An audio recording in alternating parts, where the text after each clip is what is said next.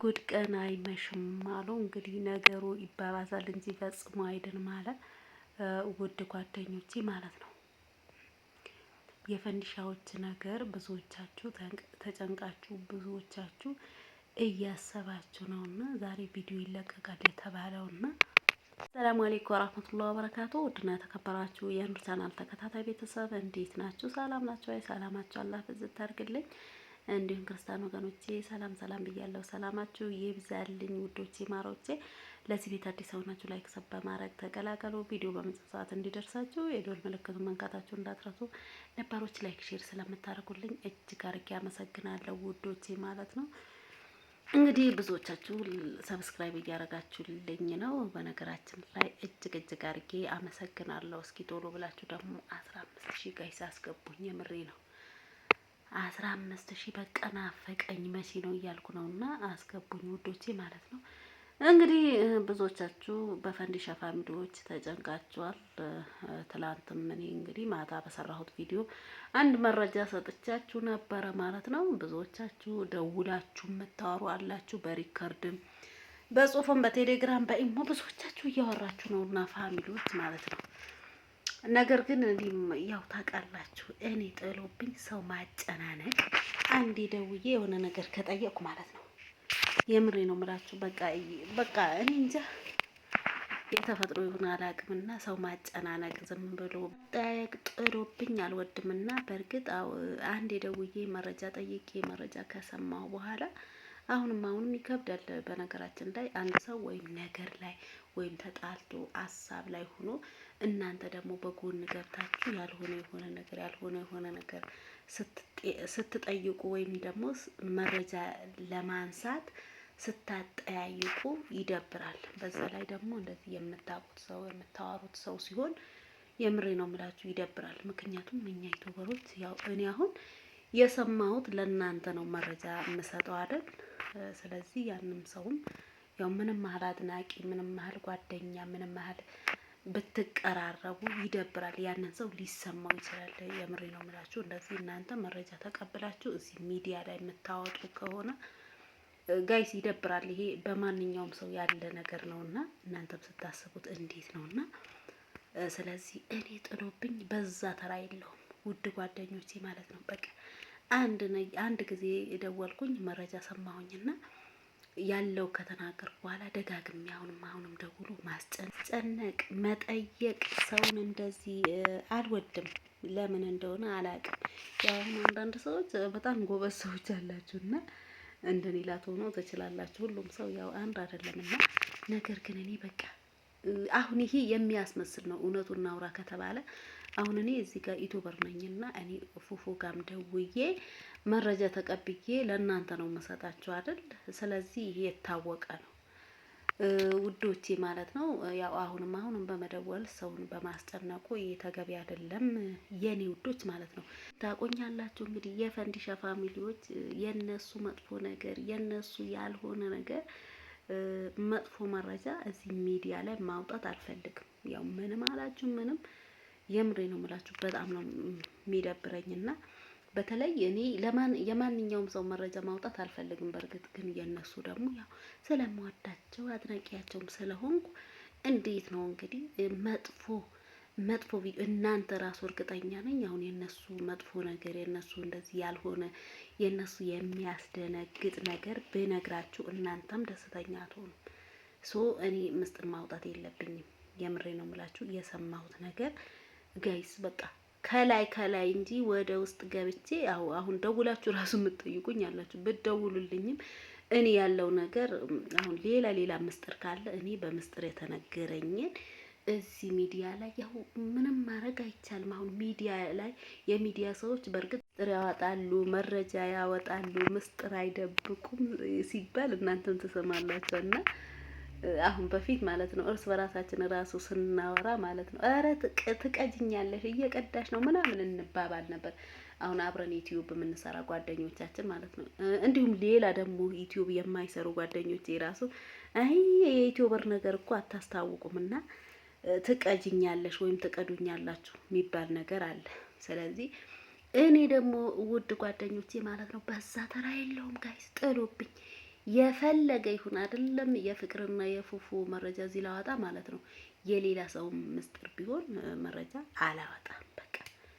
እና አሁን ለኔም እውነቱ ተናገሪ ምናምን የምትሉኝ ያላችሁ ደውላችሁ ራሱ ምታወራላችሁ። እኔ ደግሞ አልናገርም፣ ምስጢር አላወጣም። ምክንያቱም ብያችኋለሁ፣ እኔ በእነሱ የሚመጣብኝ ሰው ጥሎብኝ አልወድም። የእነሱ ምስጢር መቼም የሰማሁት እንዲህ በልቤ ይዘዋለሁ እንጂ የሆነ ደስ የማይለው መረጃ እዚህ ላይ አውጥቼ አልናገርም። ምክንያቱም እናንተን ይከፋችኋል አይደለም? እኔ ያው ፉፉና ፍቅር ራሱ አሁን በዚህ ሰዓት እውነቱን እናውራ ከተባለ ማታ ቪዲዮ ይለቀቃል ብያቸው አልነበረም? ቪዲዮም አልተለቀቀምና እንዲሁም በድጋሚም ስደውል ማለት ነው ውድ ጓደኞቼ ለምን እንደሆነ አላቅም ጋይስ ስልክ አይመልሱም። እውነቱን እናውራ ከተባለ ቪዲዮ አልተለቀቀም አይደል? ለምን ቪዲዮ አልተለቀቀም ብዬ እንግዲህ እኔ ደውዬ ላጣራላችሁ። ብዙዎቻችሁም በውስጡም ስለምትጠይቁኝ በቃ ላጣራ ብዬ ነበር፣ ግን ስልኩ ጋይስ ዝግ ነው። ስልክ አይመልሱም። ምክንያቱም እኔ ብቻም አይደለሁም ብዙ አድናቂ ብዙ ፋሚሊዎች ስለሚጠይቃቸው ይመስለኛል ስልኩ ዘግተውታል። ነገር ግን እኔ ደግሞ በሌላ በኩልም መረጃ ይደርሰኛል፣ በእነሱ ቅርብ በሆነ ማለት ነው። እኔ በማውቀው የእነሱ ቅርብ በሆነ ሰው ሌላ ሰውም አለኝና በዛ በኩልም መረጃ ይደርሰኛል። እንግዲህ ቪዲዮም ለምን እንዳልተለቀቀ ሌላ ነገር አለ ተብያለሁና እንዲሁም ደግሞ ብዙዎቻችሁ አሁን በውስጥም በሜሴጅም ደውላችሁ የምትጠይቁኝ ይሄማ ተለያይተው ቢሆን ነው፣ ይሄማ ከባድ ችግር ተፈጥሮ ነው፣ ይሄማ ሌላ ነገር አለ ብላችሁ የምትናገሩ አላችሁ። እኔ እኮ ብያችኋለሁ ጋይስ፣ የሰይጣን ጆሮ ይደፈን፣ አይለያዩም፣ አይጣሉ።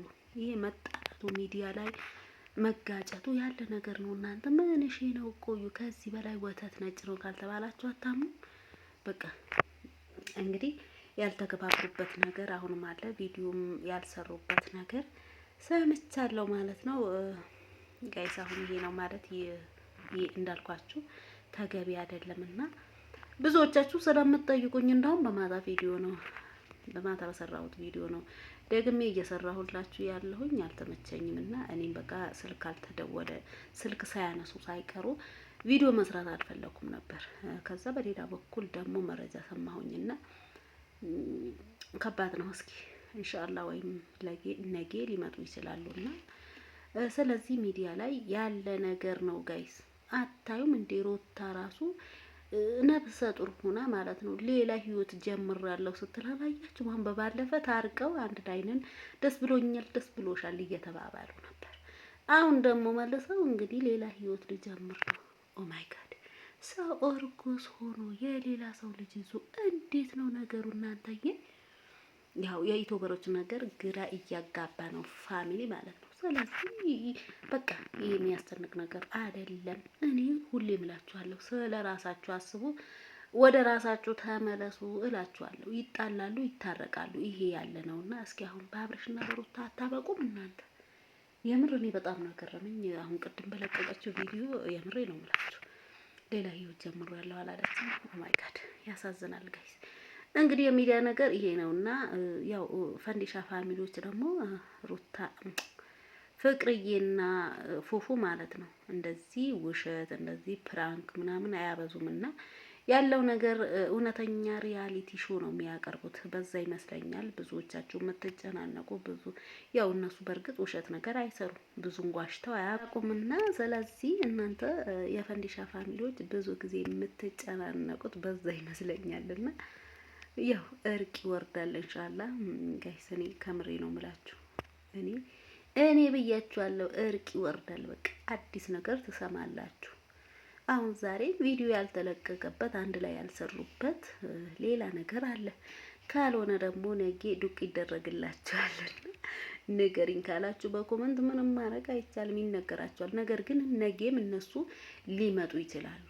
እንዲሁም ደግሞ እኔ ኑር እዋሻለሁ። ከዚህ በፊት በፍቅርዬና በፉፉ ዋሽቼ ያውቃለሁ። ኦ ማይ ጋድ ያለው ነገር ነጭ ነጩ አይደል? እናንተ በኮመንት ብዙ ጊዜ ትመሰክራላችሁና እናንተ አንቺ እኮ አትዋሺ የምትሉኝ አላችሁ። ስለዚህ አሁን አንዳንዶቹ የምርሽ ነው ግን አልተለያዩም ወይ ዝም ብለሽ ነው ወይስ እንዴት ነው ምናምን የምትሉ አላችሁ። አይ ዶንት ኬር። ካላመናችሁ ካመናችሁ አመናችሁ፣ ካላመናችሁ እንግዲህ እኔ ብያችኋለሁ። እኔ ጋይስ ምስጢር ማውጣት አልወድም መቼም ማለት ነው። እንዲሁም በውስጥ የምጠይቁ እኔ የእነሱ ምስጢር አውጥቼ ሚዲያ ላይ አልሰጥም። ምክንያቱም እኔ ራሱ እዚህ አውጥቼ አልሰራም። በቃ ያው ጥሎብኝ ማለት ነው። አልወድም የሰው ምስጢር የሰው ገበና ሚዲያ ላይ እያወጣሁ እየዘረገፍኩ ማውራት አልፈልግም። ምክንያቱም ዛሬ ራሱ አሁን በውስጥ እኔ መረጃ ሌላ ሰው ከፉፉን ከፍቅርም ውጪ የሚሰጠኝ መረጃ የነሱ ቅርብ የሆነ ሰዎች ማለት ነው ያለው ነገር መረጃ ይሰጡኛል። ነገር ግን እኔ በቃ እንዳልኳቸው ነው፣ ደስ አይለኝም። ነገር ግን እናንተ ጋይስ አትጨናነቁ። አሁንም ቢሆን ማለት ነው ነጊ መልካም ይሆናልና ነጊም ቀን ነው አብረው ሊመጡ ይችላሉ። ስለዚህ እናንተ የሚያጨናንቃችሁ ነገር የለም ጋይስ ለማለት ወዳለሁ። እኔ እንደደረሰ መረጃ እንግዲህ በቀጣይ ቪዲዮ እስከምንገናኝ መልካም ጊዜ መልካም ቆይታ። ላይክ